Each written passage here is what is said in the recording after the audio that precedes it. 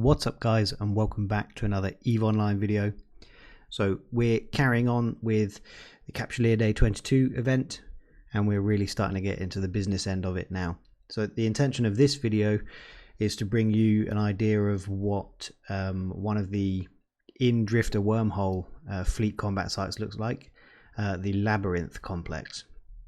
Now this is really where the loot and kind of the whole reason for the event is in the Labyrinth complex and the Nexus Point, which I'm going to try and do soon. But most of us taking part in the event won't see any of this, and so I know I've had several questions on my other videos saying, you know, what's the point? Why are we doing this? This is the point. So I'm glad I was able to join one of these fleets to do this.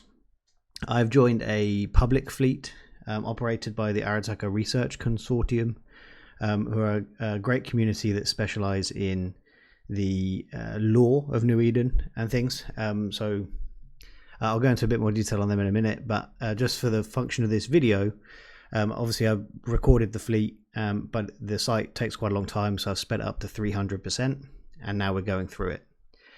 Where we are so far is we've just gone through the first acceleration gate and landed in the first kind of room, and you can see there's a couple of acceleration gates, 4 cans that need hacking called thread capacitors, and a bunch of rats. The rat spawns are kind of random, and in this first one we've got locked up here a drifter battleship that has a doomsday device on it. How can you tell if a drifter battleship has doomsday device on it? You can see where we've got it locked. Its shield is blue. This basically tells you that there's a doomsday device on it, and the idea is when you if you reduce that blue shield to 0, the drifter will break lock, so you have to relock everyone. It will break lock and then fire off its doomsday device. We'll go into a bit more detail on that a little bit later, because there's another one in the final room. This one was random, we weren't expecting it in the first room, so that was a fun surprise. But basically the structure is you have to hack all the cans. So you'll have seen the objective on the left, which was hack the thread capacitors, and once you hack them, the other acceleration gates unlock. But because this is called the Labyrinth complex, it is a maze, and you have to kind of work out which gates you go through. If you head through acceleration gate, they'll take you to another room, and you have to kind of work your way through this maze to get to the final room. So that's just quickly the general concept. Now, while this is also running in the background, I'll just mention how the fleet was set up. I'm not going to go into any detail about fittings. They're not my fits to share, and for OPSEC reasons, I'm not willing to share the public fleet fits, so you'll only find out if you actually join a public fleet. But we're flying in Confessors with a Damnation and a couple of Maguses, plus hacking ships. So yeah, I'm going to be a bit all over the place at the start of this video, but as we get going it should become clearer. You need hacking ships to go and take on the thread capacitors, of course. You only really need to bring one with you, but you know, do what you need to do. We've gone Confessors for the DPS, and they form the main bulk of the fleet. We have command destroyers, the Maguses, to operate a couple of links for some specific purposes, and then the Damnation is actually with also Logi. Sorry, the Damnation is brick tanked to be able to survive the Drifter Doomsday device, and then we also have Logi. Of course, we've got 3 Guardians providing armor rep to the fleet. There are more ships in this fleet than you need to complete it. We actually complete it relatively easily. I think the optimal fleet is a 10 ship composition. How the way CCP have set up the payouts, it's a 10 fleet ship composition. But you can run more. I think if you run up to 20, you still get payouts. If you run over 20, you don't get payout and recognition for running the site. So they are designed for 10 to 20 pilots. We are running with 17, I believe. Maximum ship size is a Tech 2 battle cruiser, but we're doing this in Tech 3 destroyers, although the Damnation is a Tech 2 battle cruiser, I believe. And then just quickly back to the, I get all over the place, quickly back to the Drifter Doomsday. I don't understand enough about how it picks its target. The guys running the fleet were really open with loads of stuff. I learned a huge amount running this, but there's some stuff that's just, there's a lot to share. So I don't know enough about the mechanics, but the way they had set it up for this particular fleet was we left the Drifter alive. Everyone walked to the next room, except for the ship that was going to tank the damage, and that was the general goal. So that ship would then bring the shield down and absorb the Doomsday device. Now the Doomsday, I think, does 400,000 HP damage. So you need to have a minimum of 400,000 HP on the ship that's going to absorb it, if that's how you're going to do it. There is an alternative method to the Doomsday, and that's to try and make them miss. And so that's another method. It's difficult to make them miss.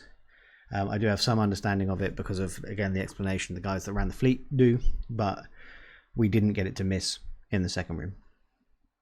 The Drifters with Doomsdays do drop loot though, so they are worth taking out. You could just move on. You don't have to kill them, except the last room you do. But that one we had in the first room, you don't have to kill that. We hacked the gates and then could move on. You don't have to kill any of the rats, I don't believe, but they do have what's it called, bounty on them. Now we've worked our way through to our third room already, and you can see in this room there is a structure called the Obstruction Node. There was an Obstruction Node in multiple rooms in this site. My understanding of the mechanics here is that if you kill any of the sleepers in this room, then more will spawn from the Obstruction Node. So the idea is you take out the Obstruction Node first and then kill all the sleepers. Also notice there are no cans in this room. So again, I think looking at what just happened on the left hand side in the options, we just had to kill the Obstruction Node and then we can go through the gates. But we're going to take them out because of the bounty, and we've got so many fleet members that go down really quickly. Now, while we just go through this, I'm going to go back to touching on the Research Consortium for a second. They're a public community that specialize in Eve lore as one of their areas. And so whenever there's a development of the storyline in an event, you'll find the Research Consortium kind of front and center in making that happen. So these guys are operating these public fleets so that we can progress the storyline here. What does that mean?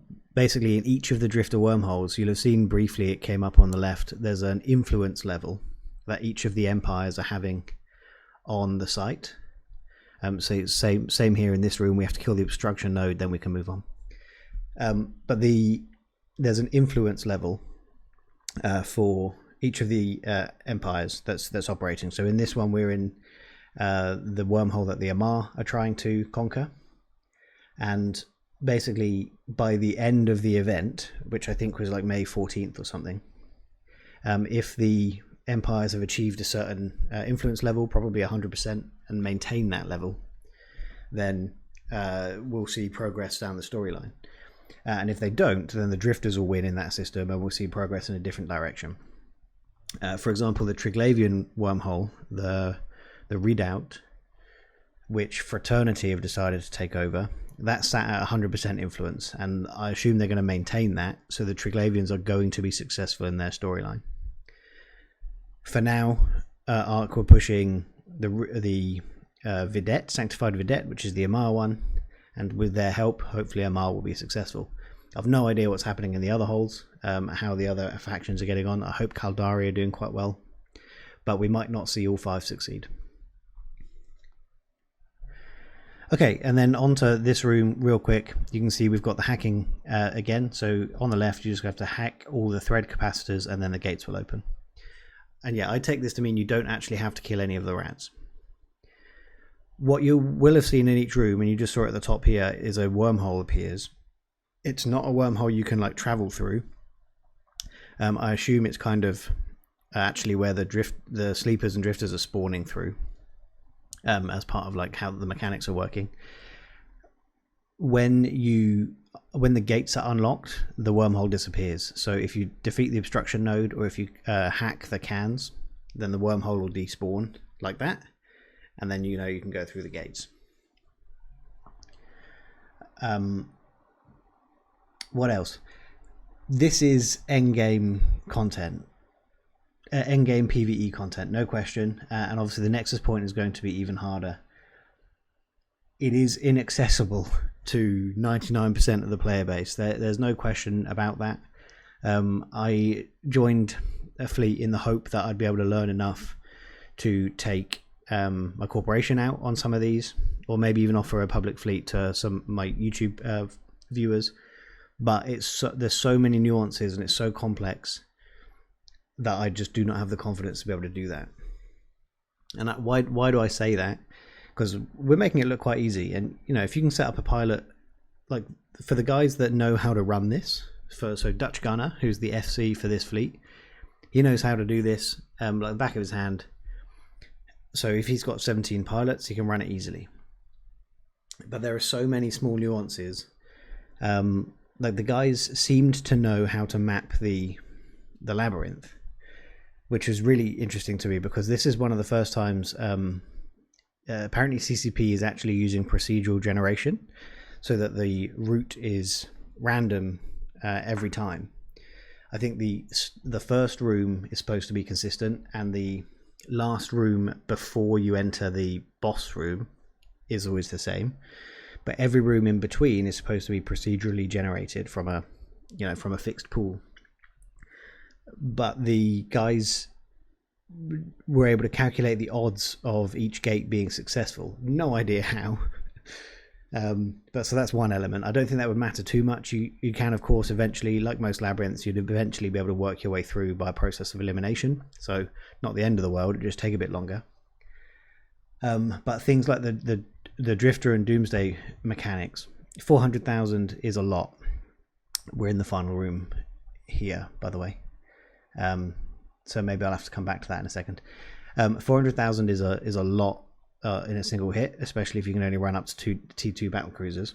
So if you get that wrong, that you wipe your logi or you wipe your fleet, and understanding how they're going to target and things. Again, these guys seem to know how the target order from the drifters. I have no idea. So while we're in the final room, I should probably talk about it. There were, again, a bunch of cans that needed hacking. That's the first thing. There were rats and cans. Once you hacked the 4 cans, this drifter spawned, the Ladon Tyrannos. He is another Doomsday Drifter and will spawn in every time. This is the final boss room. They're quite strong, but same thing. So this time, the fleet was set up to try and use sig tanking and basically make the drifter miss with its Doomsday device. We didn't achieve that, but we were trying to do that by setting up angular velocity on the logi to be the right level. So hit tracking disruption, hit webs, get your angular velocity nice and high, and then the Doomsday goes off. But you can see actually it hit Dutch Gunner again, it hit RFC in the Damnation. No idea why.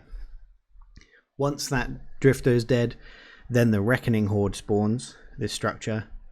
And again, you've got to take that out, and that's how you then complete the site. The 2 drifters dropped loot, and the Reckoning Horde drops loot. The loot can be really good.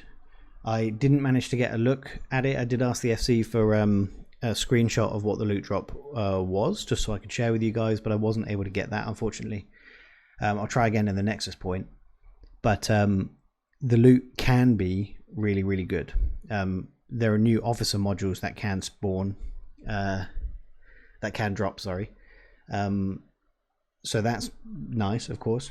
There's a bunch of other stuff that can drop, but also items for the Nexus Point also drop.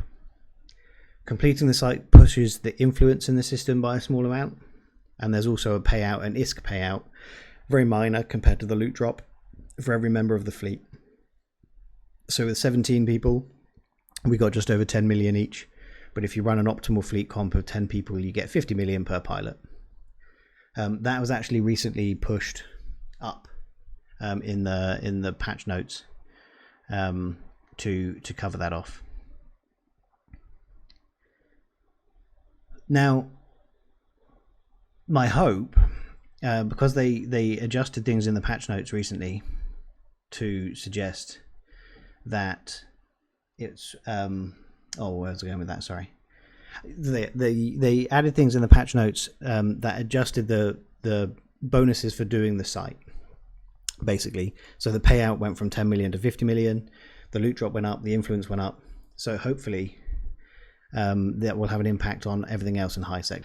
But what I do want to mention, as we see these irises land followed by a huge fleet, is you are in wormhole space. There is no security, and it's quite a limited pool. Obviously there's only 5 systems and a limited number of sites, so of course there are roaming fleets to try and take out your fleets, because why not, right? The loot drop's supposed to be really good.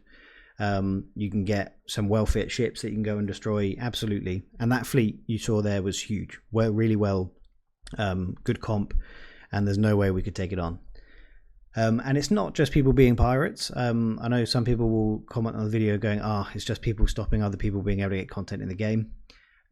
In this context, I would say that's definitely not the case. Essentially, they could be fighting on the side of the drifters. If they can stop our fleets from pushing the influence up, then the drifters will win, and whatever that means for the event and the game. So, with that in mind, that's the end of that. We were going to try and run a second one, but we got dropped on, and so now we've got to try and work our way out of the wormhole. I hope I've managed to cover everything off in terms of detail. I didn't want this video to run super long. If you do, I will be trying to run the Nexus Point with Arc as well, which is the end game content for the event. You have to take on a Drifter Dreadnought. So if you want to see that, please subscribe to the channel and you'll get a notification when that video goes live. And I really will try and add some loot drop content if Arc and Dutch are willing to share that with me. But with that, thanks very much for watching, guys, and I will see you all in the next one. Cheers.